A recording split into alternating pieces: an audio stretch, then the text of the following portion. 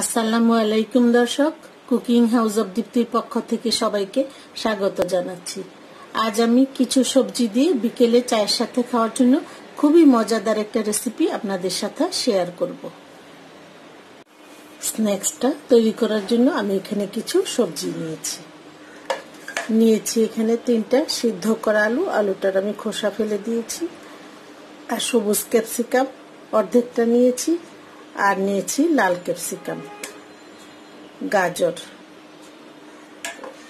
এখন এগুলি আমি একটা গ্রেটার দিয়ে গ্রেট করে নেব। সবজিগুলি আমি গ্রেট করে নিয়েছি।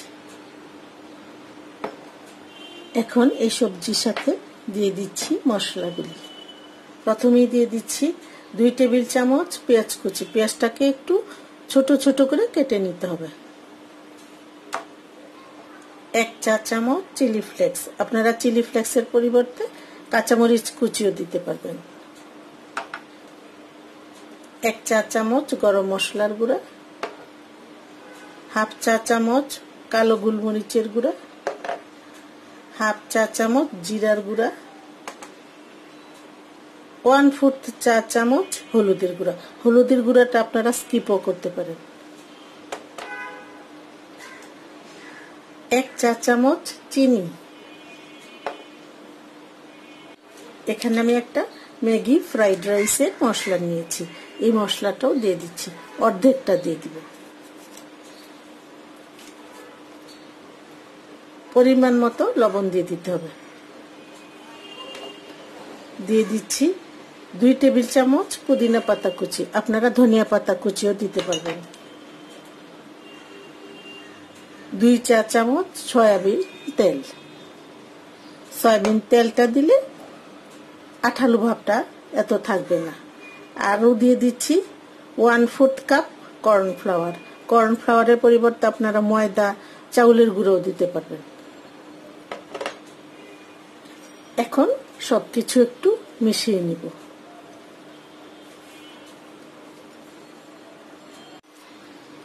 আমি সবকিছু ভালো করে মিশিয়ে নিয়েছি।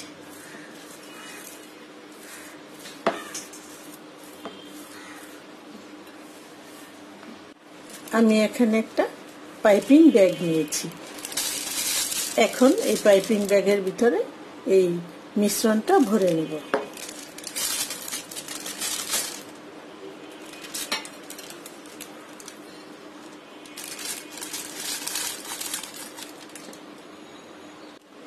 আমি পাইপিং ব্যাগে ভরে নিয়েছি। এখন পাইপিং ব্যাগের এই অংশটা একটা কেচি দিয়ে কেটে নিব। আপনারা যদি চিকন বানাতে চান তাহলে অল্প কাটবেন, আর যদি মোটা বানাতে চান তাহলে একটু বেশি কাটতে হবে। আর এই পাইপিং ব্যাগ ছাড়া আপনারা আটা ময়দার প্যাকেট যে পাওয়া যায় সেটা দিয়েও করতে পারবেন।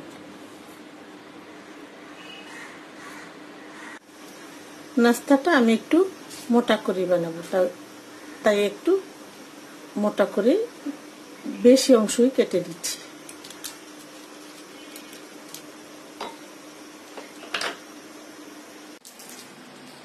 চুলায় একটা প্যান বসিয়ে আমি তেল দিয়ে নিয়েছি, তেলটা গরম হয়ে গেছে।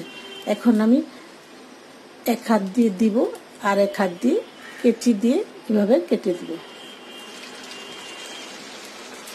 ছোট বড় আপনারা আপনাদের পছন্দ মতো বানাতে পারবেন।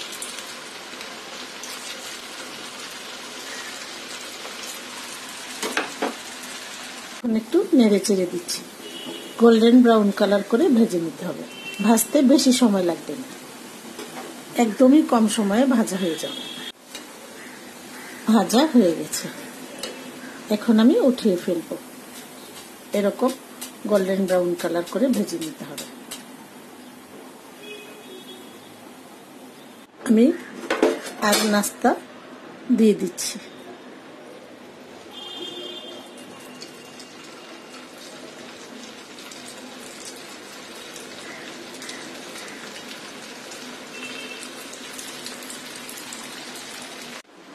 নাস্তাগুলি আমি ভেজে নিয়েছি। আশা করছি আমার এই রেসিপিটি আপনাদের ভালো লাগবে এবং আপনারা সবাই বাসায় এটা তৈরি করবেন। সবাইকে অসংখ্য ধন্যবাদ জানিয়ে আজ তাহলে এখানেই বিদায় নিচ্ছি। আল্লাহ হাফেজ।